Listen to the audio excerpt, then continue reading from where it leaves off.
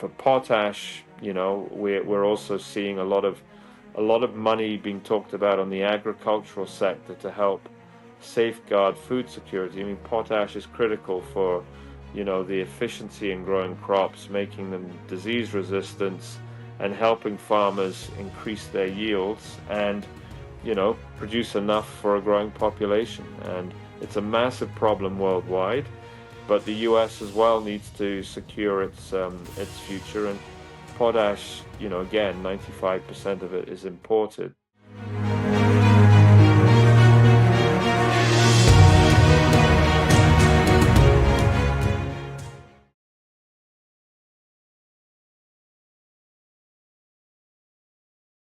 Hello, everyone, and welcome to another edition of Triangle Investor Interviews. I'm your host, Lucian Valkovic, and we are joined today by Simon Clarke, the CEO of American Critical Minerals. Simon, great to see you. Welcome back. Thanks, Lucian. Great to see you as always. Thank you. The reason why I decided to bring you on again are the recent developments, the procedures to accelerate domestic energy sources and critical minerals. And other than that, I would like to bring closer, better educate people about the Utah's Paradox Basin and the importance for the critical minerals, which has been talked about a lot lately. So let's start with the recent executive actions. The US presidential executive order on critical minerals aimed to expedite domestic extraction. How are these policies impacting potash and lithium exploration in the Paradox Basin where you operate? Yeah, I think there's two key things through that order and subsequent orders and communiques from the government. Really, there's two key things. Well, actually, there's three key things. The first one was the order actually made it abundantly clear that potash, as well as uranium and copper, are now being treated as critical minerals in the US. There's been this debate, should potash be on the critical minerals list or not? We've always treated it that it is a critical mineral because 95% of it is imported. And so, that executive order now made that official. So potash is now a critical mineral. And why that's important, obviously, is there are a lot of initiatives to help critical minerals projects. It's no good to the US that these projects take 10 years to permit and then 10 years to build a mine.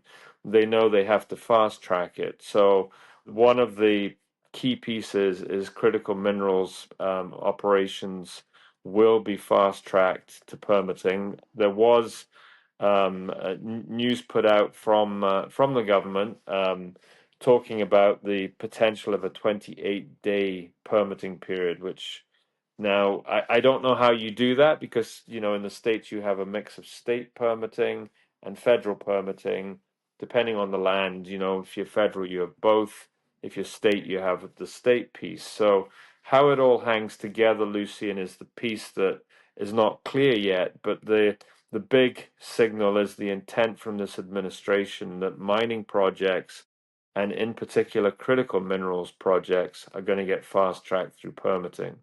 So that's a really positive statement. The other, obviously, is the executive order also references a number of the arms of the U.S. government, the Department of Energy, the Department of Defense.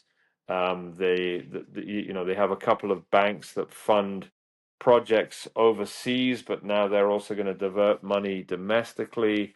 And then they're also talking about critical minerals funds with the possibility of sovereign fund being set up that will invest in critical minerals projects.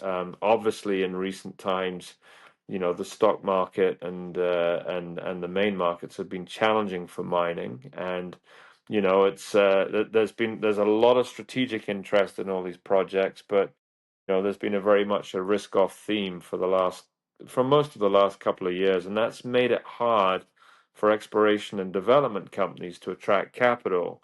And the US has always had money available for critical minerals projects, or I shouldn't say always, for the last several years that are at an advanced stage.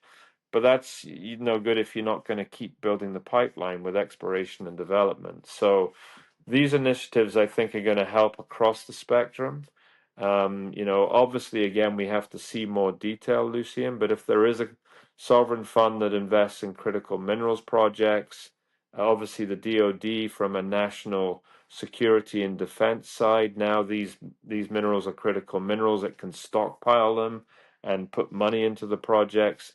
The Department of Energy, again, encouraging certainly the energy side of it. For potash, we're also seeing a lot of money being talked about on the agricultural sector to help safeguard food security. I mean, potash is critical for, the efficiency in growing crops, making them disease resistance, and helping farmers increase their yields and, produce enough for a growing population. And it's a massive problem worldwide, but the US as well needs to secure its future. And potash, again, 95% of it is imported.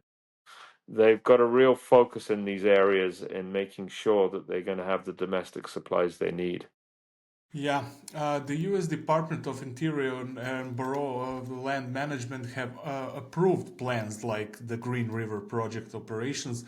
What are the Hmm. key environmental and operational considerations in these approvals to balance development and sustainability?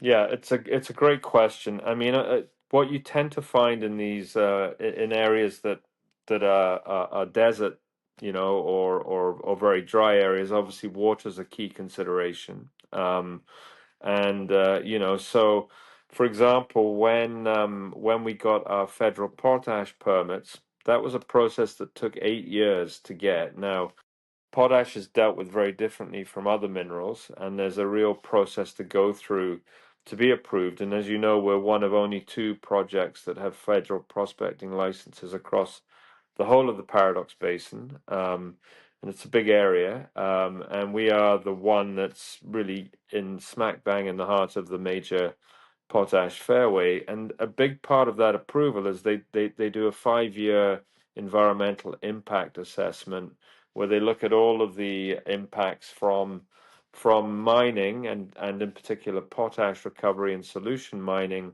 on the environment. And so, that's really a key piece because, for a lot of mining projects, that doesn't happen yet. It does in potash. And it means that, now that we've got the permits to prospect for it, it's very hard for there to be an environmental challenge. I mean, sure, you're always going to get certain groups who are going to say, this is bad for the landscape, it's bad for water, and obviously you have to show that the overall benefits from the project far outweigh those negatives. And also, the key point being is if you even think of the Paradox Basin where we are, you have Intrepid, which has a mine that's been mining for 50 years right on the banks of the Colorado River with very large solution ponds, which they're they're actually very pretty the way they've done it, but people would still say they're an eyesore, and you use a lot of water through that technique. So the latest techniques in solution mining, for example, you actually you inject the formation with solution, you pump the solution to the surface, you then use crystallizers to concentrate the potash out, and then you re-inject everything back into the formation. So uses way less water, way more efficient, and just a better all approach to it. So, environmental impacts are a huge piece of the permitting process. Obviously, for us to go from here to actually mining and producing, we would need the next range of permits, and there would be more environmental work done there. But the great news for our projects is there's been a very, very in-depth environmental baseline study already done on it before giving us prospecting permits. So I feel really good about that. I feel really good about the fact we use the latest technologies. Obviously, on the lithium side, DLE, which is, we've seen the other huge development for us in recent months has been the work that Koch and Anson have done piloting lithium right next door to us. I mean, we haven't, we've been focused more on potash, but the lithium brines have become a huge piece. Now, obviously, lithium as a commodities had a challenging time, but everything I've seen shows that the demand for that is going to outstrip supply again relatively soon. I've seen estimates that prices will pick up later this year. So we're really well positioned with the work that our neighbors have kindly done on this. And the results from that pilot that Koch run were outstanding. They're really good, low contaminants. And DLE is very, very good in terms of water usage. So it minimizes water usage. The bottom line, Lucian, is in mining. Mining is getting has to be these days cleaner and cleaner and a bigger environmental focus.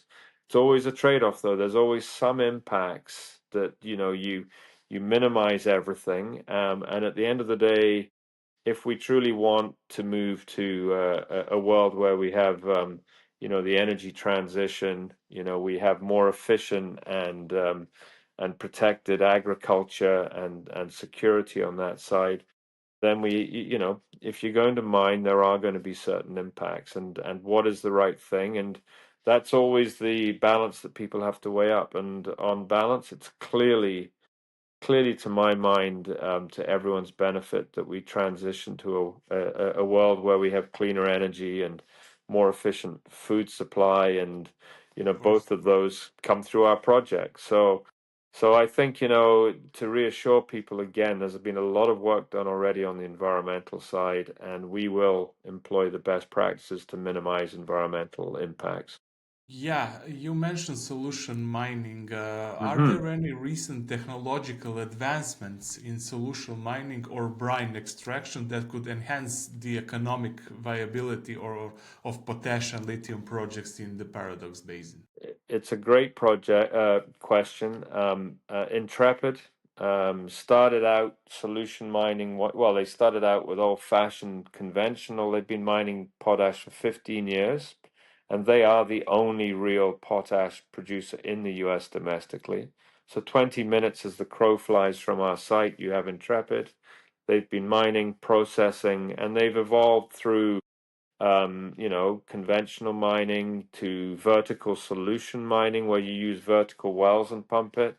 And the latest techniques now are horizontal. So rather than drilling a bunch of vertical wells that give you access to just what's covered by that well, what people are now doing is bringing in the latest oil and gas techniques, which is horizontal mining. You put one vertical leg in, another vertical leg in, and join them up through the formation, because these formations are several meters thick, where the potash cycles are, and you join them up, and then you pump solution in, and dissolve the potash crystals, and then pump it to the surface.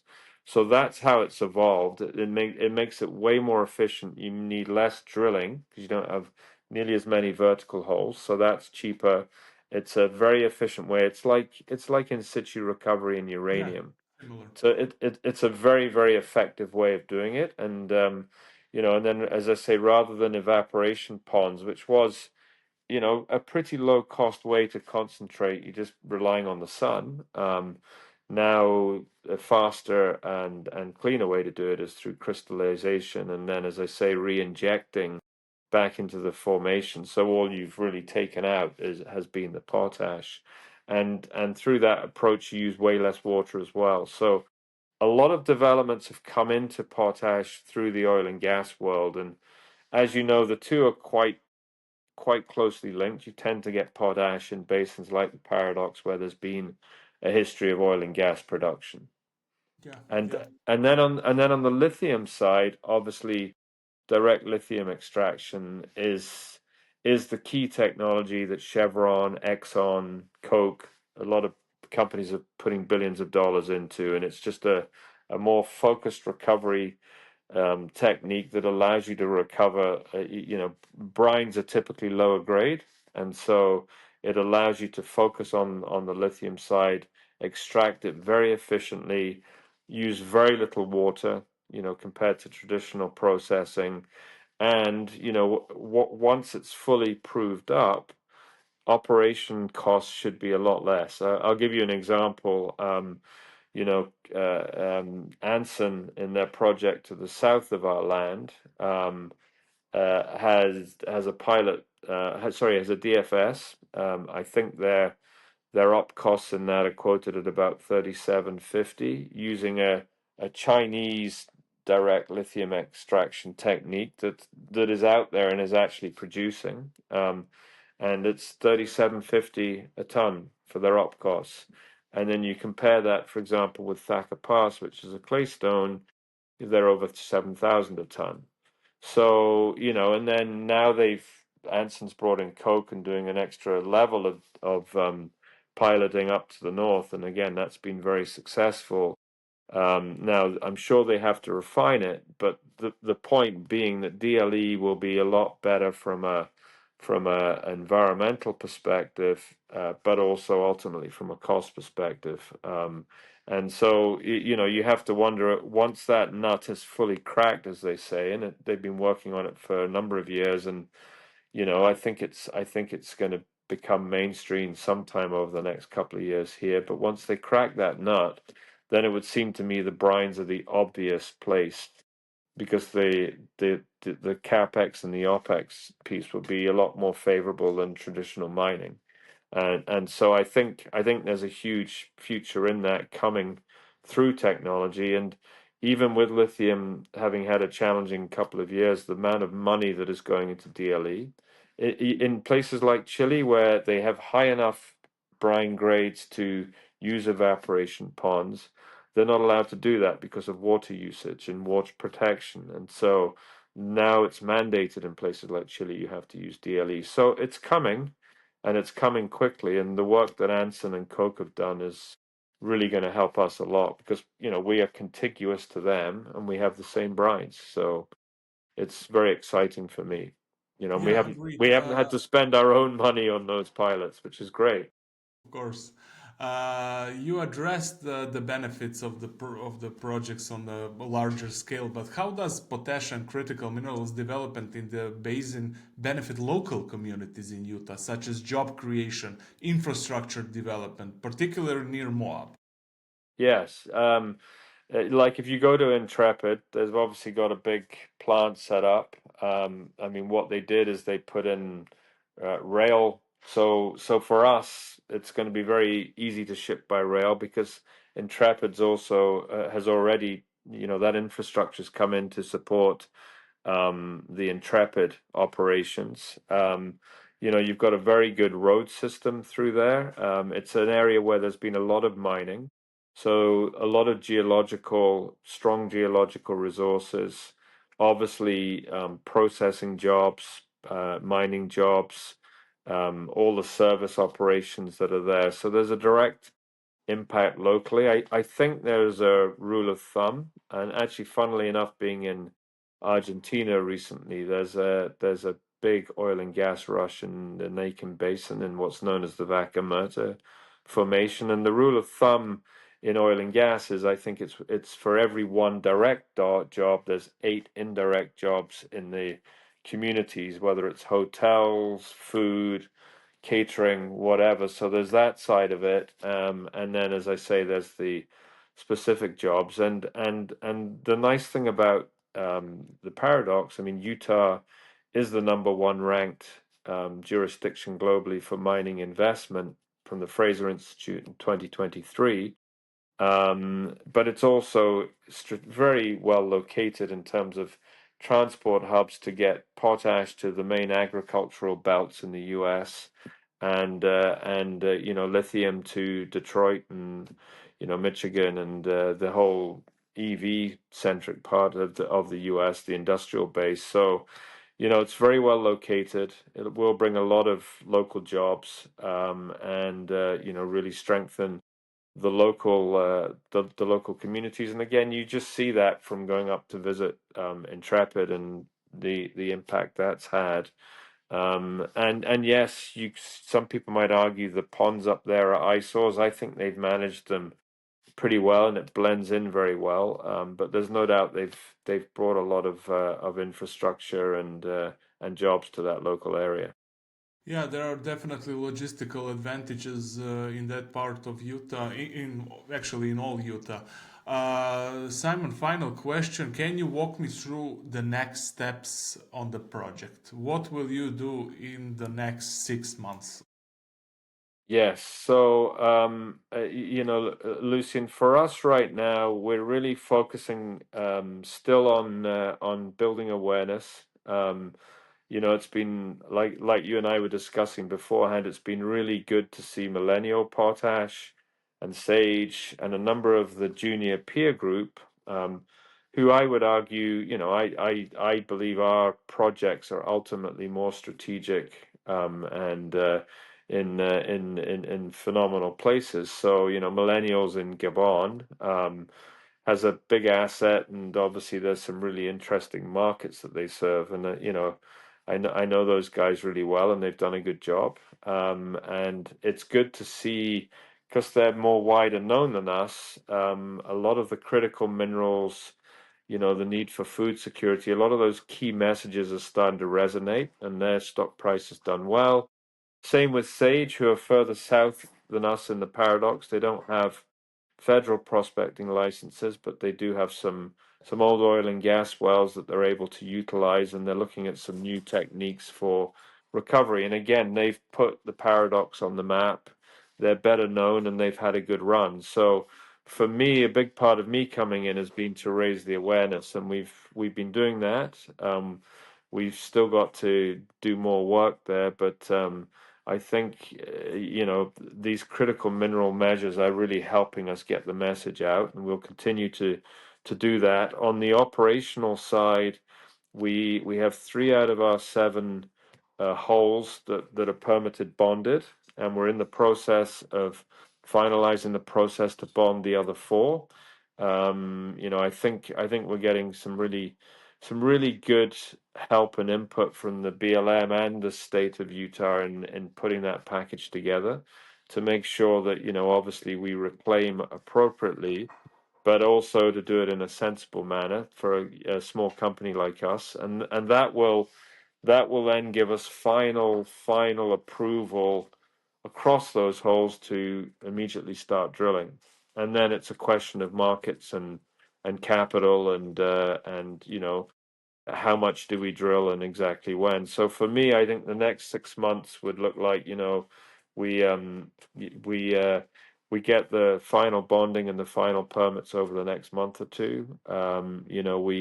We continue to drive awareness into the stock, and then raise money at the appropriate time to launch into a drill campaign, which we will be ready to do. We will have all the pieces in place, and obviously we know what we're going to find. I mean, that's the unique thing about our project, because there's lots of drill control from the old oil and gas wells that we have all the data on. We know what's down there. And then we've got Anson right next to us to the north and south. So we know what they found. And then Intrepid 20 minutes away. So it's about as brownfield as you get, but we still need to drill it and confirm our exploration target, turn that into a resource, and also come out with a maiden resource on the lithium side. So lots to do. Some good near-term milestones, and as I say, I think the nice thing for me is potash is trending in the right way. Obviously, it's a critical mineral now in the US. There's lots of incentives on the permitting, and that has to be clarified. But there's a lot of help, I think, going to come from the government, and then we're seeing the overall message around food security and obviously the lithium EV and energy side, starting to pick up and resonate, and come, a lot of our peer groups are starting to move. So that's a good signal to me that we're on the right track.